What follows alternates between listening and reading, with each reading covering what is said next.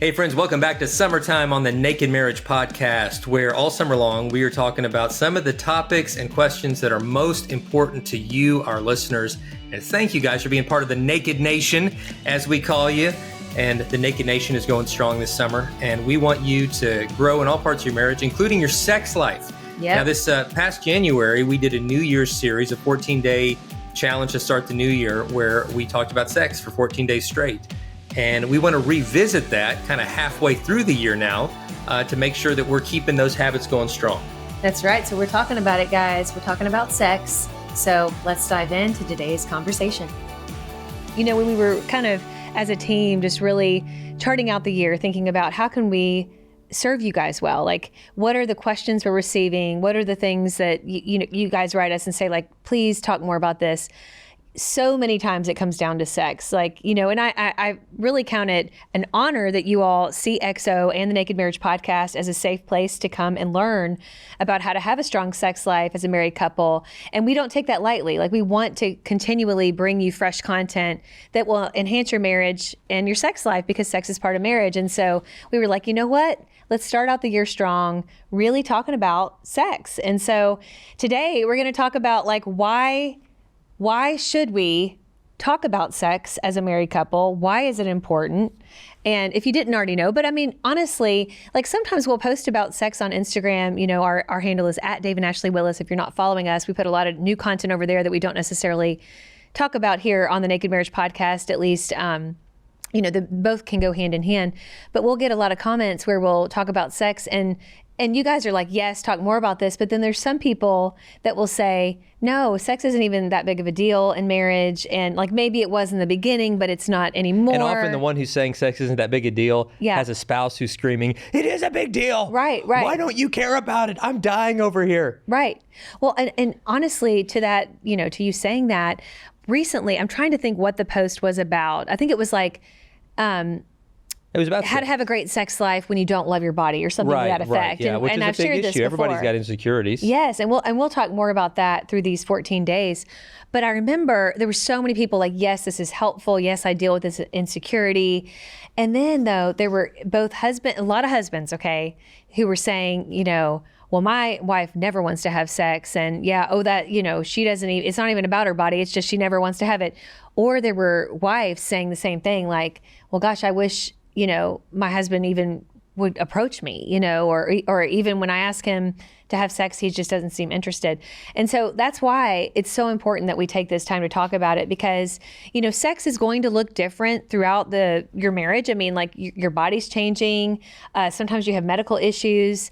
Sometimes you can't have, intercourse due to different reasons, and, or, it's just your hormones are off. There's all kinds of reasons. But the truth of the matter is, sex is important, not only for the physical benefits of it and the pleasure that comes from it and the blessing of children that can come from it, but also because it is a connection, mind, body, spirit. Like, it's a connection that God created specifically for marriage. And so we can't just push it off to the side and say, oh, it doesn't matter. And we can't make it an idol of sorts where it's like the greatest part of marriage. You know what I'm saying? It's somewhere in the middle there. Like, it's not, it is part of marriage, but it doesn't need to become an idol. So, sweetie, what would you say? Like, why should we talk about sex with our spouse? Well, because it's a gift. It's a gift God created for marriage, and it's a gift that will keep your marriage stronger and keep you closely connected to your spouse. It's a gift that brings pleasure and intimacy, both physically and emotionally, and spiritually, for that matter. And it's an important part of marriage. And I think connecting sexually it's a vital aspect of continuing to grow and continuing to stay connected through every season of marriage. And when the world's doing so many things to try to tear you apart, when you are together in that moment of sexual intimacy, it's a coming together. It is a reconnection. It's a reestablishing in some ways of that beautiful covenant that is marriage. And you need it. You need it more than you think you do. And so you got to work through the insecurities. You have to work through all the things that are trying to keep you from that. Because if you don't prioritize your sex life, then you are making a decision, consciously or unconsciously, to not prioritize the marriage really in a lot of ways. And the marriage will suffer. I mean, I know so many examples of a time where one spouse just said, sex isn't important anymore. And it started to create drift and resentment from the other spouse and a lot of other things. And the whole marriage begins to unravel. So it takes much more than sex to build a great marriage. Oh, yeah. But it's nearly impossible to build a great marriage without it. So true. And I'm telling you too, I think sometimes, whether it's mentally or even physically, and I feel like our body often can respond to our mind. There's a mind-body connection here, and we know this. And I think sometimes, as women, when we don't feel loved and cherished by our husband, we can really shut off that part of ourselves that is sexual. And I hear this from so many wives out there and even couples, like we've counseled over the years, when they're sitting there and maybe they didn't come in because sex, they're not wanting, talk to us necessarily because they feel like sex is the issue, but there's other issues. And you can tell like they haven't had sex in a long time. Yeah. And most of the time, there's this dynamic of like, a husband who's bitter because sex isn't happening, and so he's not being kind to his wife, right? And he's not being, he's not meeting her need of connection through communication and through non-sexual affection and things like that. And then there's a wife who doesn't really want to have sex because she feels unloved and uncherished by her husband, and like he doesn't even want to talk to her, like all he cares about is sex. But the thing about it is when sex isn't happening, it becomes the thing that it appears like all he cares about, right? And so it's like this cyclical thing where both parties aren't wrong. Like there's needs, legitimate there are real needs on both sides. Right. Real hurts on both sides. Yeah. And it takes both people really being willing to serve the other, and not just in terms of sex. I'm saying like as a whole in marriage, it takes two people with that servant mindset. Like I want to lighten my spouse's load. I want to serve. I want to help meet their needs, even if their needs are different than mine. And I want to serve their need. I want to know them. Yeah.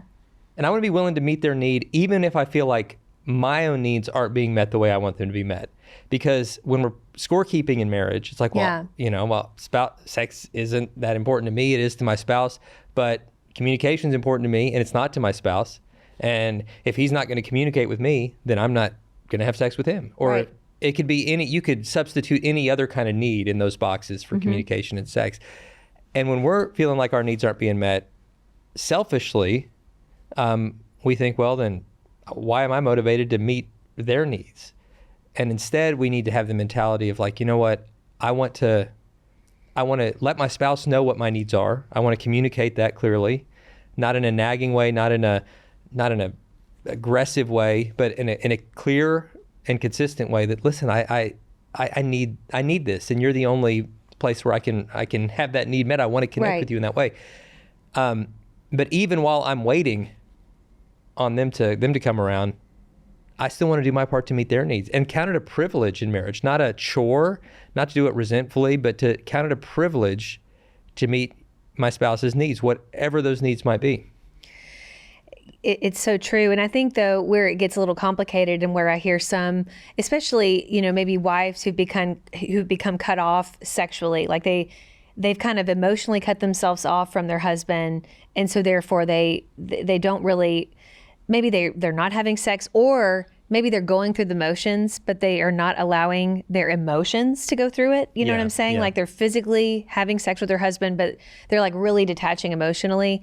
I think that sometimes women, I've heard them say this, they're like, my husband, all I'm asking him to do is talk to me, but he's asking me to like give my full body to him. And I think as women, what we need to remember is it really goes both ways. You know what I'm saying? Like it takes both, because intimacy starts with the conversation and bearing your soul through your communication and through those deep things within your heart and your mind, right?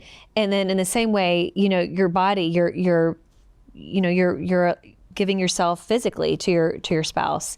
And so it takes both of those things. But I think that's what I hear a lot of wives, you've heard that before. Oh, like, yeah. They're like, like, and I get because it. it's my body. I don't fully get it because I'm not, a woman. Yeah. But I get. Well, you're a man giving your body, you know what I'm saying? But I think men view that differently. I don't know why that is, you guys. Seem like men They don't even think about that. I don't think we do. I think it's just I mean, you're looking at me like, well, that's the first time I've even considered never thought of that. I'm just like, this feels good. I want to do it.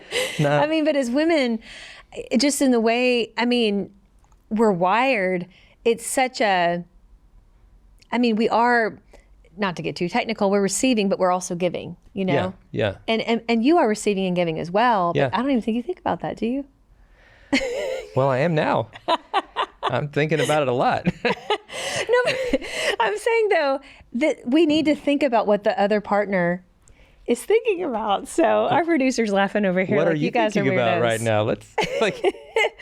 But speaking of that, that's something too. We're going to talk about this more, but to talk or not talk during sex. Yeah. Some are fans, some are not. You know, and sometimes the nonverbals go a long way. Sometimes the sounds. Some are fans of sound, some are not. Yeah, let's talk about it. Okay, what do you think? I love sounds. I love a soundtrack of A soundtrack. a soundtrack of delightful, Expression. expressive Expression of the delight. enthusiasm of Right. just how enjoyable it is. I want to When know. you have kids, though, guys, watch your sounds. No, What? No, See, it's he's our like, house. let him know. it's our house. I mean, I think sounds. You're making this personal. I think sounds help let somebody. It's kind of like, Oh my gosh. you know, if you're at like a concert or any kind of performance. This is not a concert. I don't have an audience here. Yeah, This is no. but I'm saying It's you, me, and God. But you're happening there. letting these people. But if you even for like a concert or people you don't even know want to let them know audibly, hey, I appreciate what you're doing. So you want to pause, is what you're saying. I want verbal applause, Oh my I want gosh. words of affirmation, or Now, even for sounds, some reason, I have Lady Gaga, that applause. Okay. in my or even head. just Anyway. sounds of delight and affirmation. Sounds of delight. Even if Let me tell you though, you know what can really make that go, like, not feel like a good thing? Because I get this. Like, there's different schools of thought on Yeah. this. For some people, it's really a huge turn on. For others, maybe it's distracting. But I feel like if you've ever had a parent, you know, like you just had a moment, you were trying to be quiet, you're staying at your parents' house, you open the door, and there's your dad. That'll ruin it for you. right, and that happened ruin it to us real fast. Like You're like- probably I don't know. We'd been married. This is probably 3 years We ago. were like, teenagers sneaking downstairs. We were married people staying in their still house. not It's part of okay. the reason why we don't stay in their house anymore. I can't, no. But we were No. down there. It felt private. And we thought, You don't even care. I do not care. But, You're like, anywhere. We were having a anytime. moment. and at, And it had been a stressful week because you guys know holidays, family, as stressful. much as you love your family, and they're so gracious to let you stay in their home. so this is my favorite Everybody's form of uncomfortable. stress relief, among many other things. Right. And so we were trying to be quiet, which is, difficult for me totally, because I just am an expressive individual. This is TMI. This is a little too far, honey. Well, you're the one that brought it up. You did. You wanted to talk about it. With your dad. Well, okay. So, yeah. So Yeah, like, and so like there was but you some- were there was- fairly quiet. There was some muffled noises, Oh, my gosh. and I won't try to No, recreate them. please don't. I Please won't. don't. Yeah. But there were some noises that were probably unmistakable. No, I'm pretty sure most human beings would know what that noise is. Yeah. Yeah. And, So we walk out of the door, and your dad's like, and he was getting something out of a closet that's near that bedroom or whatever. hey, Ashley. Or if you've had a moment and you think your kids are upstairs and suddenly, no, they're right there by your bedroom. And there's, yeah. So that's what I'm saying. I think throughout the seasons of marriage, it can change whether you want the noises, whether or not. So like, and then the talking, we were talking about talking. So some people like to have a conversation. No, not while a in the moment. conversation. No. Well, like a little bit of one, like a little bit. And others, it's like very distracting. So you have to talk about this with your Yeah. spouse. Maybe not in the moment, but yeah. Because for some people, talking is disarming. Like it kind of makes it not awkward, because I think sometimes going from one moment to like shifting to romance can be awkward. Well, you can't lose your sense of humor in the bedroom. Sure. You have to be able to laugh and enjoy and be playful. But you also, you want to be focused also. Exactly. So like another thing is, do you have music on? Do you have a show on in the background? Because like sometimes because you have kids in the house, maybe you put on Seinfeld just because it's in the background, but then there's some weird scene where it's funny and you're in the midst of the moment and you're like, that was funny, and that could ruin the moment. So Right. you have to think about these Well, things. and if you're watching a show like that has like, laugh track, live audience, there are applause sometimes, which makes you feel good. Oh my gosh. It's like, all right. That's for me. I'm just kidding. No, I'm just that's kidding. creepy. I'm just That's kidding. getting creepy That's real just fast. a joke. No, and I think too, honestly, I mean, some people like the whole music thing. Like sometimes to get your mind off, like, because I've tried to explain to Dave, and I think this is where most men and women are different too, is, and you've heard like the whole like, women are, like ovens and men are like microwaves, like meaning like men can be in the mood a lot faster than most women can. Right. Get hot Because instantly. Right. Like But you're like, women it takes them longer to warm up, but then they can stay hot for a long time. right. Because man, like once the ding goes off in the microwave, then you're cold again.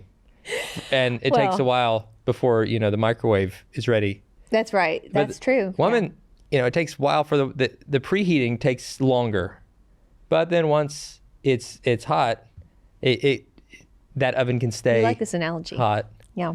longer. So that's how God wired us up, and we need to just It is. But I was going to say, like, appreciate. I know over the years, and just talking about sex, which is important, I've explained to Dave, like, for me, going from, especially when I was staying home with the kids, going from mom mode to romance mode was very hard. That shift is I'm doing a U-turn here. Like, I'm really just, it's like, give me a moment, because it takes my mind. It's not just my body, it's my mind. Like, it has to be in sync here. And I think that for men, you guys are you can detach, from work much easier, because a lot of times men see sex as stress relief, whereas women not necessarily. Now some women do. I've heard some women say like they can make that switch a little quicker, but most women I talk to, it takes time.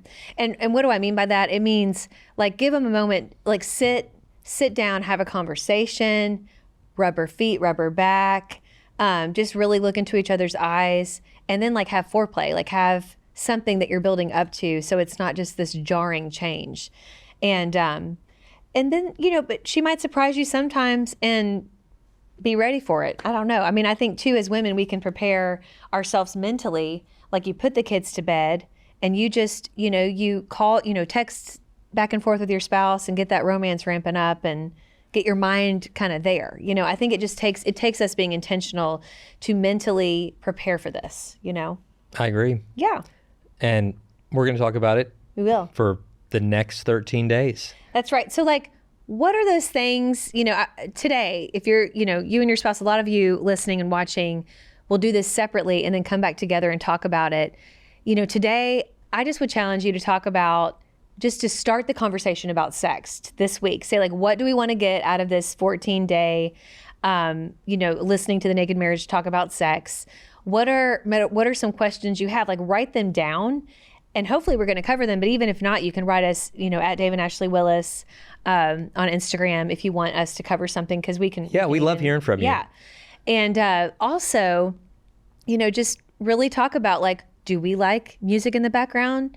Is there, when I say show too, make no mistake, there's no room for pornography or anything in that room. Of course. If you're new to this just to podcast, be very clear, porn is not something that's going to enhance your not good marriage. for you. It's not good for you. In the Bible, it's lusting, and it's not good for you. There's no place for pornography in marriage. But like, I know just to have something in the background, sometimes you just need that for your, there's people in your house. And I think that's the practical thing.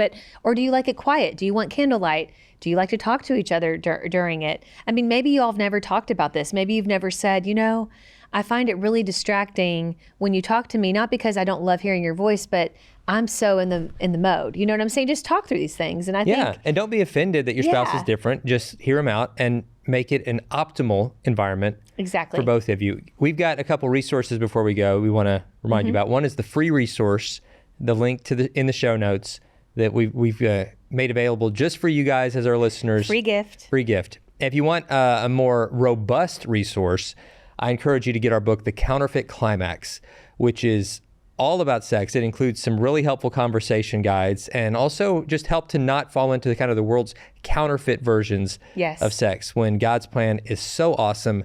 And whatever your situation, whatever your hangups or your baggage or your insecurities, your sex life can thrive if you do it God's way. And that book is a resource to help you get there. So check that out as well. And stay tuned over the next couple weeks.